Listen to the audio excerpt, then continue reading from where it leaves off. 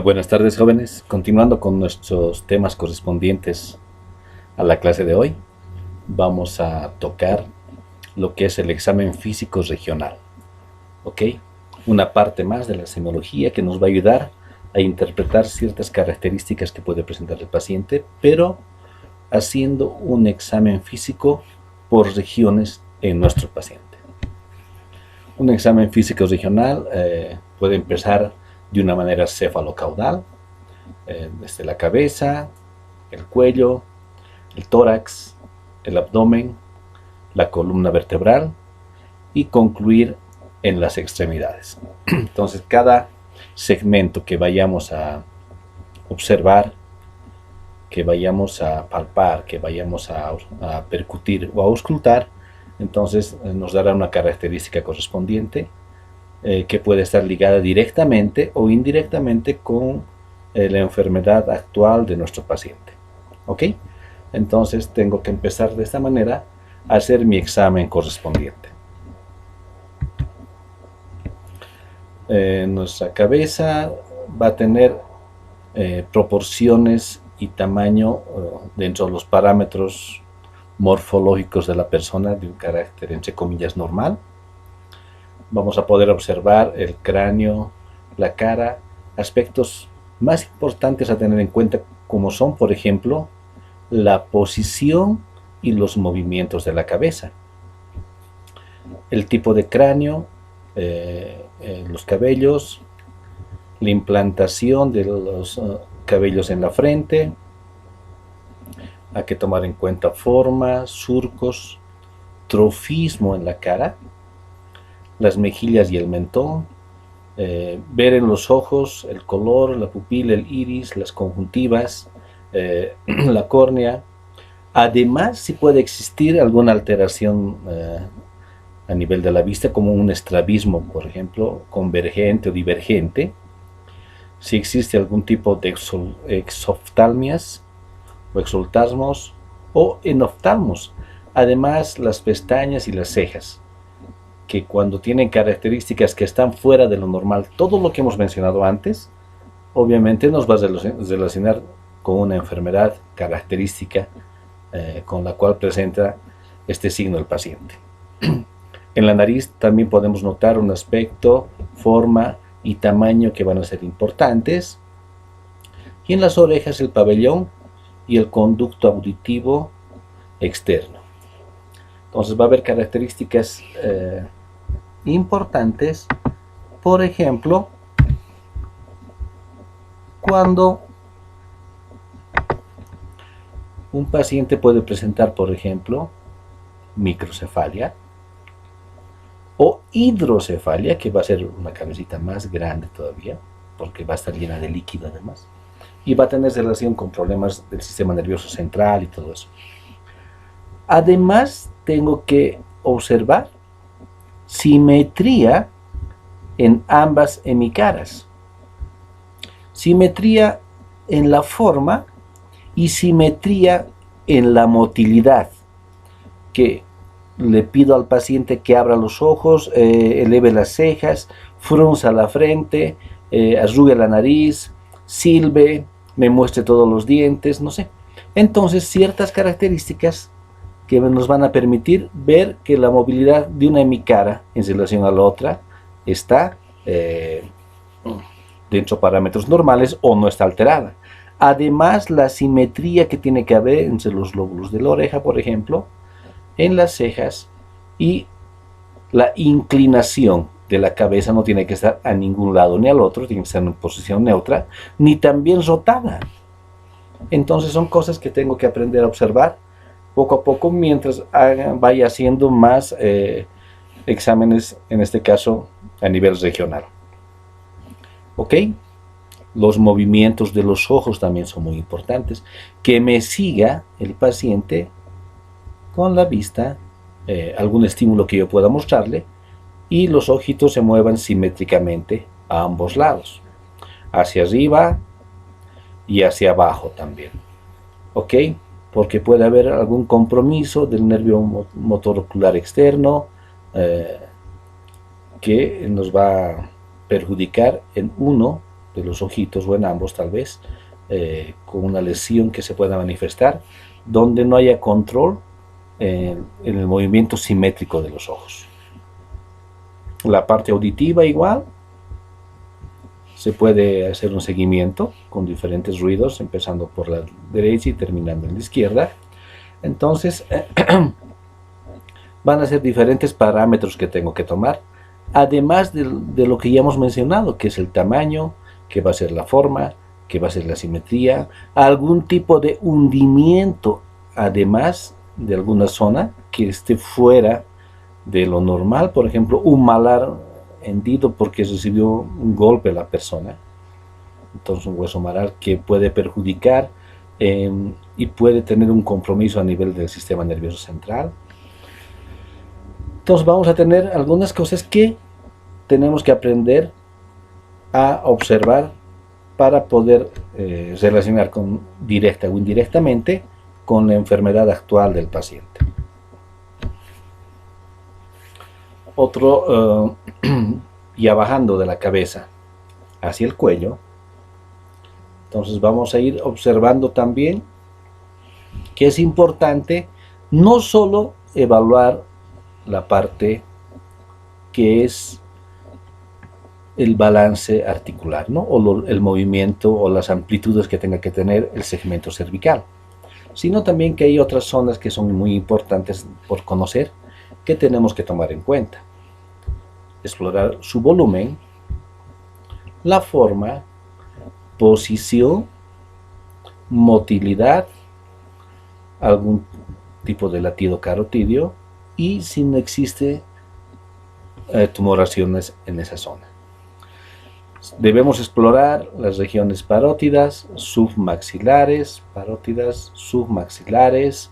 sublinguales, así como la región supraclavicular y la nuca.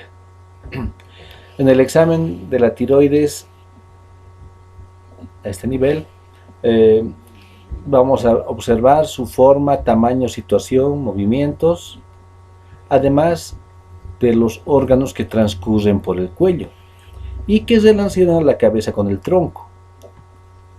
Entonces tenemos zonas importantísimas como la hipofaringe, la laringe, la glándula tiroides, las paratiroides y los ganglios que van a recorrer desde la zona auricular hasta la zona mentoniana. ¿Ok? Y todo lo que involucra a nivel del cuello. Entonces, tenemos a nivel occipital, submentoniano, submaxilar, carotidios y supraclaviculares. Entonces, importantísimo tomar en cuenta que no haya dolor, que no haya nódulos, que no haya aumento de temperatura, que con un examen de palpación, además que tengo que usar las dos manos a ambos lados para poder hacer esto, tener en cuenta que no haya diferencia de un lado al otro en relación a volumen y tamaño de ciertas zonas que yo pueda percibir con las manos, ¿ok? Además tengo que hacer mi balance articular en relación a los movimientos que presenta la columna cervical. Extensión, flexión, movimientos de lateralidad y movimientos de rotación, ¿no? Entonces puedo rotar al lado derecho, al lado izquierdo, incluso puedo hacer movimientos de circunducción, que no haya chasquidos, que no haya crepitación, que no haya limitación en cierto movimiento en relación al lado contralateral, que no haya dolor. Entonces hay muchas cosas que también el balance articular me va a permitir poder realizar. Y si estoy palpando, además de los ganglios que recorren por esta zona, tengo que palpar también los músculos del cuello. Entonces, como el esternocleidomastoideo, el trapecio, que son los escalenos, que son músculos que tengo que palparlos, ¿para qué? Para percibir si no existe algún tipo de contractura que puede estar limitando la motilidad de ese segmento, que puede estar produciendo dolor o algún tipo de posición que no esté en relación a la posición normal que tenemos que inspeccionar en una persona. ¿Ok? Entonces son cosas importantes a poder tomar en cuenta cuando estoy haciendo mi examen a este nivel.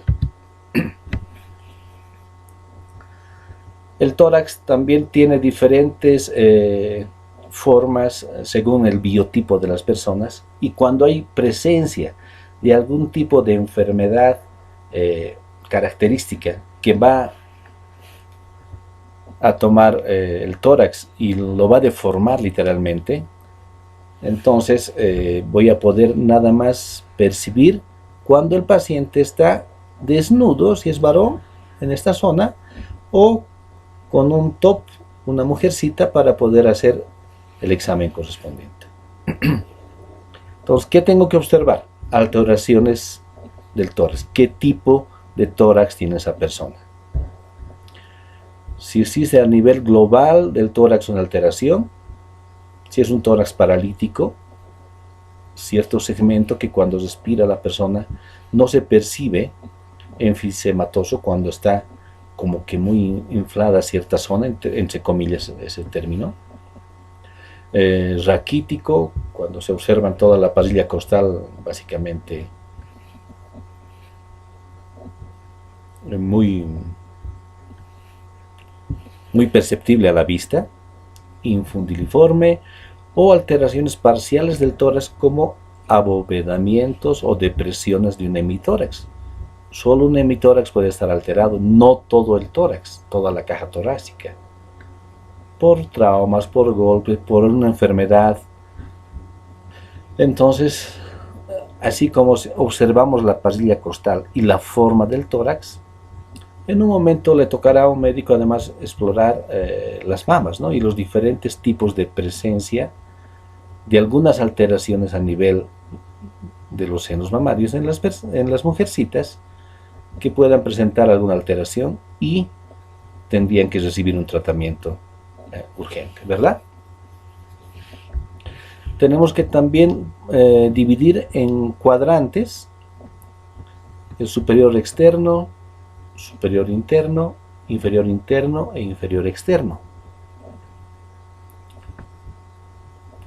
Que estos van a poder ser los que me permitan realizar el examen a nivel de la zona en las mujercitas, ¿verdad? Obviamente esto lo va a hacer un médico, nosotros no vamos a estar muy ligados a este tipo de examen. Sin embargo, tengo otras zonas en las cuales sí tengo que hacer un examen literalmente exhaustivo, especialmente si estoy buscando zonas que produzcan limitación a nivel funcional. En el hueco axilar también tenemos una cadena de ganglios.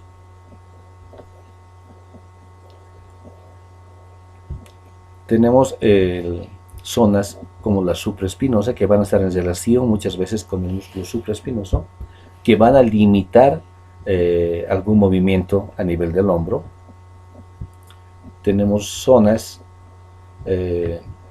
que no solo van a mostrar características de inflamación, de contractura, sino que además puede mostrar algún tipo de atrofia o hipotrofia muscular, que no solo es por desuso, sino que está en relación a una lesión del sistema nervioso central, en este caso también periférico, que nos pueden estar alterando la función motora de ciertos grupos musculares. Entonces, el examen no solo va a ser observar la zona lesionada, por ejemplo, si es un hombro derecho. Además, también tengo que hacer comparativamente con el lado contralateral. ¿Ok? Y no se olviden que no es solamente ver la motilidad o que esté impidiendo realizar este movimiento. El dolor va a ser una limitante, pero la causa no es el dolor. La causa es otra que está produciendo el dolor para que haya una limitación a nivel articular, y tenemos que investigar cuál es la causa. ¿Ok?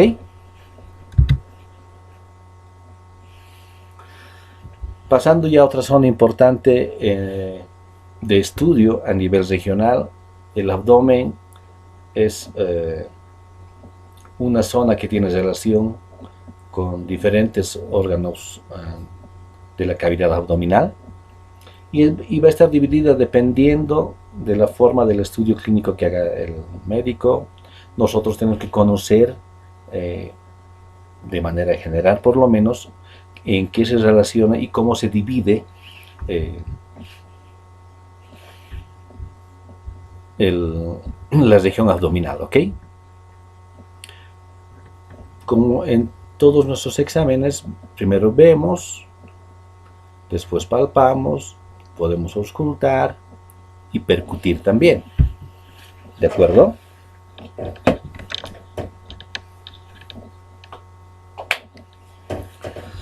Entonces, dentro de la inspección misma, tenemos que ver si el estómago puede estar, o la parte abdominal distendida, que esté literalmente aumentada de volumen, o que esté excavada, que quiere decir que esté pegado el estómago literalmente a lo que son las vísceras y nuestra columna vertebral. Si existe algún tipo de circulación colateral que se puede observar visiblemente, como la cabeza de medusa, por ejemplo, o si sigue los movimientos respiratorios y el golpe de tos, entonces si es respiración abdominodiafragmática, entonces se tiene que notar. Y para realizar, después de hacer la inspección a nivel visual, para realizar la palpación, la semiología ha dividido en 9 cuadrantes esta zona, y también otras literaturas marcan 4 zonas a dividir. Vamos a mostrar las dos, ¿ok? Tenemos entonces entre los cuadrantes que se divide la zona abdominal, el epigastrio, hipocondrio derecho, hipocondrio izquierdo, flanco derecho, mesogastrio o zona umbilical, flanco izquierdo, el hipogastrio, fosa ilíaca derecha y fosa ilíaca izquierda. Entonces ya conozco, ya me doy cuenta cómo se divide esta zona. No es muy difícil. Ahora, lo que sí tendría que conocer para relacionar un problema que me puede estar pasando o le puede pasar a un familiar y reconocer y aprender clínicamente cómo puedo determinar alguna alteración interna en uno de estos niveles de los flancos que puede existir. Entonces cada región de estas 9 divisiones tiene relación con algún órgano interno que pasa por ahí. Entonces tengo la relación de cada uno con las zonas con que está delimitado este flanco. Una vez que me doy cuenta qué pasa y por dónde dentro de las 9 zonas correspondientes de esta división abdominal,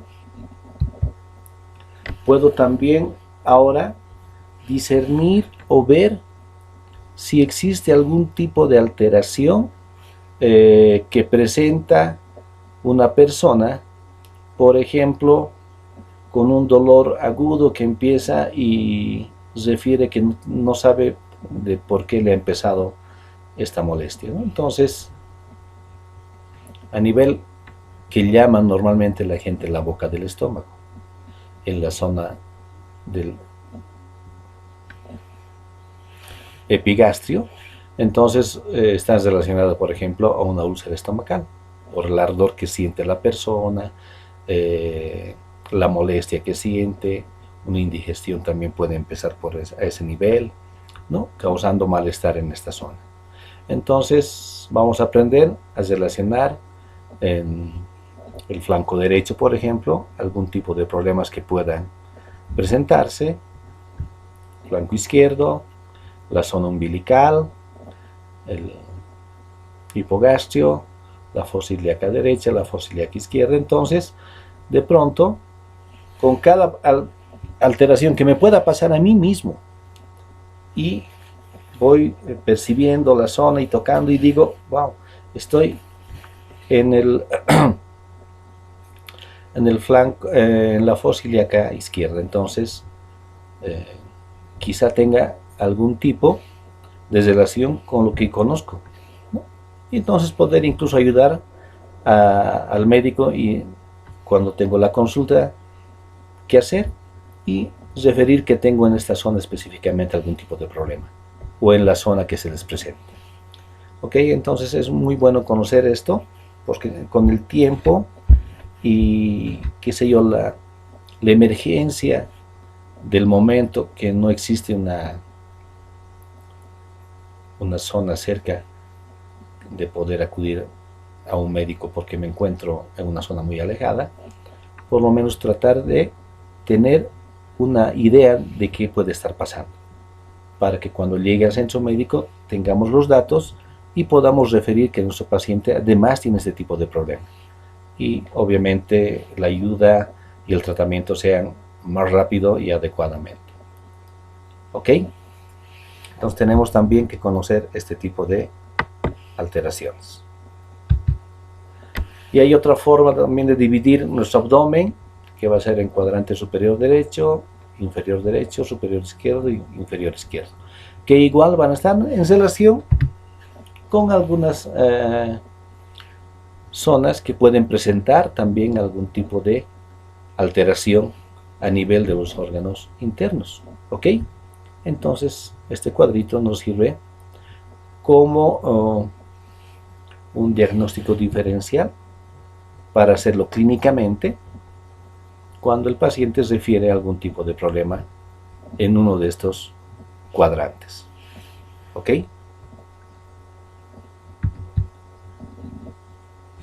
Entonces, en el abdomen se puede hacer la técnica de la palpación con una sola mano si es monomanual o con las dos si es bimanual.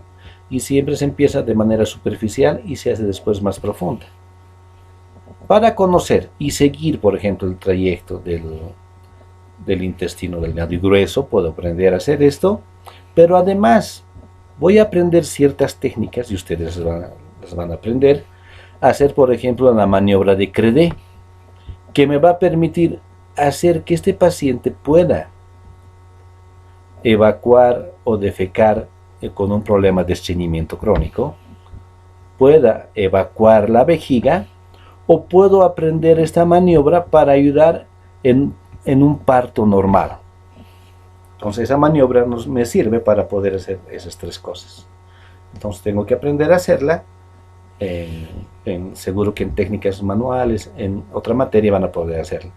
Pero una vez que la conoces y la vas haciendo en tu práctica con una persona que puedes requerir ese tipo de ayuda y tú le puedes brindar, es magnífico, porque tú vas a ver que sí funciona y da resultados si haces la maniobra de la manera correcta. ¿Ok? Entonces también va a haber percusión de ciertas zonas que nos pueden mostrar, por ejemplo, hipertimpanismo, cuando el estómago está totalmente distendido porque hay acúmulo de aire, gases. Entonces el sonido va a ser agudo, fuerte, que va a durar más. Hipotimpanismo, cuando hay gran tensión o a nivel de las vísceras huecas. Matidez, cuando hay zonas que están más densas, algunos vísceras huecas están llenas, qué sé yo, un tumor puede aparecer en alguna zona, se puede llenar de líquido también. Entonces estos órganos macizos tienen un sonido más grave y de menos intensidad y de menos tiempo también en relación a su vibración. Ok, entonces tengo que aprender a hacer la percusión y a poder escuchar alguno de estos tipos y poder hacer también un diagnóstico diferencial. En un momento, si alguien en casa presenta un problema como este o como esto, entonces hacer mi práctica correspondiente y poder aprender a escuchar este tipo de ruidos.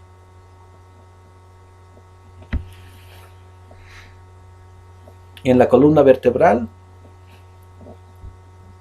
tengo que ver al paciente desnudo o semidesnudo con los brazos que estén pendulando a lo largo del cuerpo, donde ustedes ya conocen tiene que haber una temperatura adecuada, buena iluminación, y lo que vamos a hacer es observar la postura, las espinas escapulares, la cintura escapular, pelviana. ¿En busca de qué? ¿Qué estoy buscando? Si hago parar al paciente y por la cara posterior hago mi examen. Y tengo una línea de la plomada, por ejemplo, que está bajando por acá. Estoy viendo una alteración de la columna, como esta, que me presenta una escoliosis. Y cuando le hago la maniobra de Adams, que el paciente haga una flexión de columna, se incline, y me aparece esta jiba, ¿no? Entonces es una maniobra de Adams positiva, ¿verdad? Entonces tengo que ir viendo todo en busca de ¿qué? De asimetrías, de aumento o disminución de la cifosis. Observamos si los hombros se encuentran al mismo nivel, si una de las escápulas hace mayor prominencia que la otra, si la columna mantiene sus curvaturas normales o están totalmente alteradas en posición lateral y en vista posterior. Si las caderas están al mismo nivel o los pliegues glúteos no están simétricos.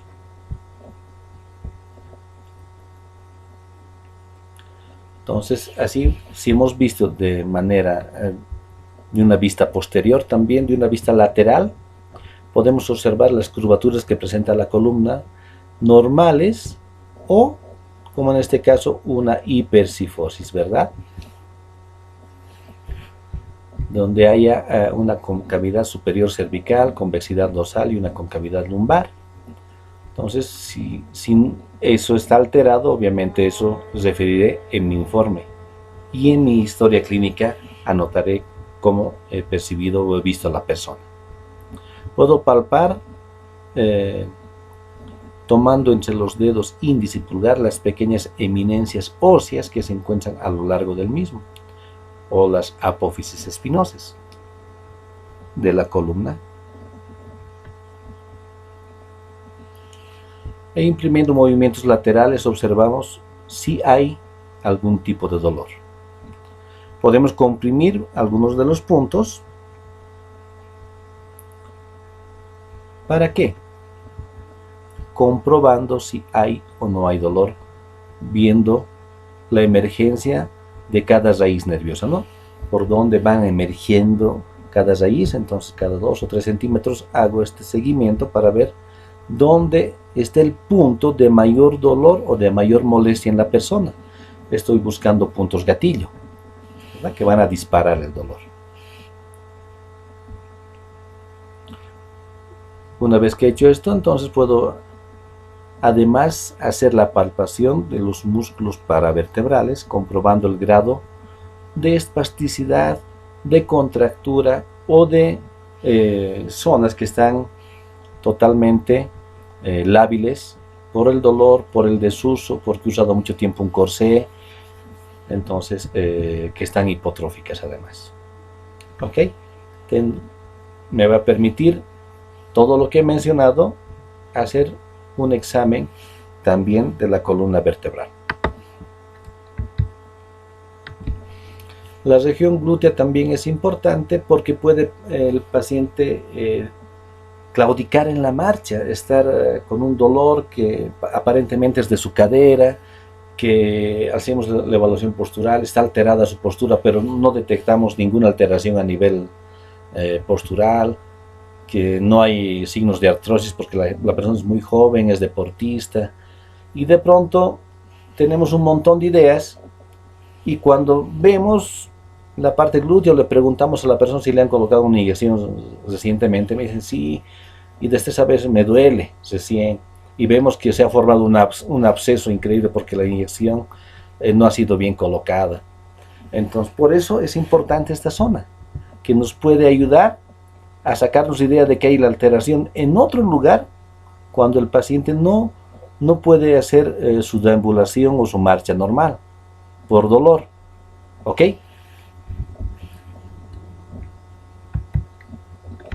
Y para concluir nuestro examen regional, vamos a concluir con las extremidades superiores e inferiores, ¿no?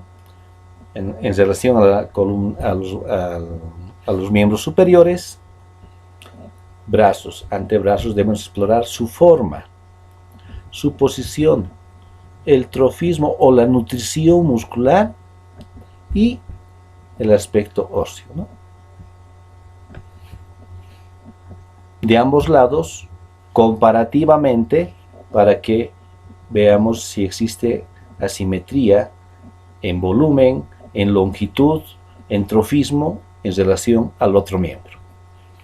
Las manos igual, forma, tamaño, color, movimientos, trofismo, humedad, lo que hemos visto además, las uñas, todo eso, ¿verdad? Dedos, forma, color, movilidad activa y pasiva. Articulaciones, mi balance muscular, hombro, codo, muñeca, mano y dedos, que esté en relación, en parámetros normales de un lado con el otro, ¿ok? La actitud, si tiene los hombros caídos, la forma, el tamaño, color, temperatura a nivel local, fluctuaciones, bolsas sinoviales, movimientos activos y movimientos pasivos. Entonces, todo lo que involucra balance muscular y balance articular, tengo que aplicar cuando haga este tipo de examen. Además de la exploración de los dermatomas. Entonces, que emergen del plexo braquial y dan lugares de sensibilidad y motilidad a ciertas zonas dependiendo de la raíz nerviosa que discurre por ese lugar. Ok, que vamos a hacer un capítulo específico en el examen del sistema nervioso central y periférico. ¿De acuerdo? Entonces, de esa manera voy a hacer mi examen a nivel de las extremidades superiores. Haré algo parecido a nivel de las extremidades inferiores, muslo, piernas, observar forma, posición, trofismo muscular y el aspecto óseo. En el pie igual, forma, tamaño, color, movimientos, trofismo, humedad. Y en los deditos igual, forma, tamaño, color, movilidad activa y pasiva, además de todos los segmentos articulares como por ejemplo caderas, rodillas, tobillos y a nivel interfalángico. La actitud que presenta en la forma de posición que adopta el paciente, la forma, el tamaño, el color, el calor o temperatura local, fluctuación, bolsas sinuviales y movimientos activos y pasivos, ¿no? Haré mi balance muscular, mi balance articular y determinaré con puntos de referencia antropométricos a qué nivel hay aumento de volumen, por ejemplo, como en esta zona, en relación de un miembro inferior al otro. Si solamente es la pierna, además es la parte del muslo, cuál es la parte de mayor aumento de volumen en relación al otro miembro afectado, o en este caso, edemas que pueden presentarse.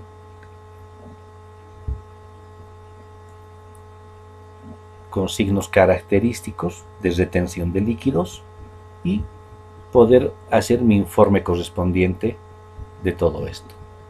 ¿Ok? Entonces, un ejemplo de cómo poder realizar un informe que acompañe un examen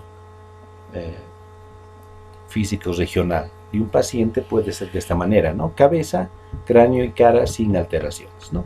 Cuello acorde a su biotipo. Si es una persona con un biotipo brevilíneo, ¿no?, o endomorfo, entonces tendrá un cuello más corto, más grueso. Entonces, ustedes ya conocen todo esto, ¿no? Flexible, no doloroso a los movimientos que se presentan a ese nivel, ¿no? Tiroides no visible ni palpable, resalto laringio traqueal presente, no ingurgitación yugular, o sea, cuando uno ve que el latido es muy perceptible a la vista, a ese nivel, no adenopatías, tórax de aspecto en configuración normal, mama sin alteraciones, en este caso si es damita, y obviamente no nos toca hacer esto, pero podemos hablar de la simetría, ¿no? Porque se puede presentar simétricamente en tamaño y en posición fuera de parámetros normales, entonces eso puede escribir. El abdomen entonces puede estar dentro de lo que hemos podido observar y lo que conocemos y lo que queremos demostrar en nuestro informe. Si hecho palpación o doloroso, no se perciben visceromegalias o alteraciones del crecimiento mayor de una víscera. Timpanismo normal. Si he hecho además examen con auscultación, los ruidos hidroaéreos normales. Y en relación a la columna vertebral, sin alteraciones, región glútea sin alteraciones, extremidades superiores e inferiores sin alteraciones o dentro de parámetros normales, ¿no? En relación a tono, trofismo, fuerza muscular, y eso tendrá que acompañar a este tipo de informe. Ok, apreciados alumnos, con eso habremos concluido la clase de hoy. Como verán, cada vez se va haciendo más profundo lo que vamos viendo, y de acuerdo a lo que vayamos aprendiendo, obviamente cuando me toque hacer mi hoja de historia clínica ya con los parámetros necesarios, podré llenar la historia clínica que hemos usado de modelo, o las que ustedes han ido consiguiendo también en el transcurso de las clases. Cualquier duda estoy para poder responderla en el grupo de WhatsApp. Que tengan un resto del día muy bonito y nos encontramos en la próxima clase.